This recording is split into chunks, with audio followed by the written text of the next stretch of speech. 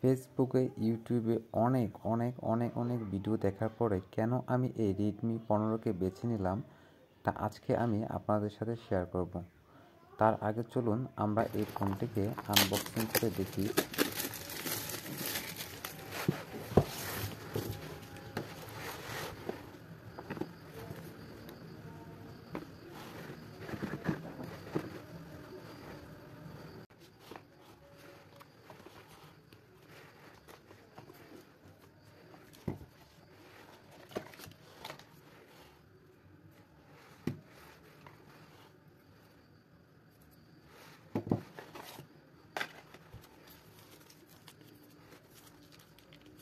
Redmi 15 এই ফোনটি unbox করে আমি কী পেলাম।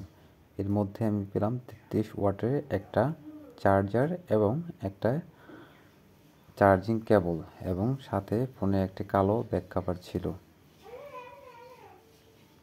এত ফোনের মাঝখান থেকে রেডমি 15কে কেন আমি বেছে নিলাম তা আমি বলছি।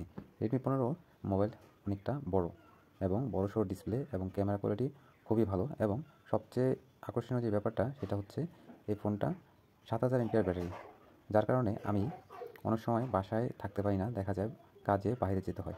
এই জন্য আমার ব্যাটারি ব্যাকআপ ভালো লাগে, তাই আমি এই ফোনটিকে কিনেছি ব্যাটারি ব্যাকআপ যাতে ভালো দেয়।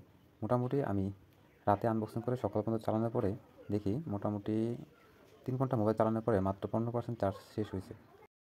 যারা ফোনের চার্জিং নিয়ে সবসময় টেনশনে থাকেন তাদের জন্য আমি বলবো অত্যন্ত গুরুত্বপূর্ণ একটি মোবাইল ফোন হতে পারে এটি।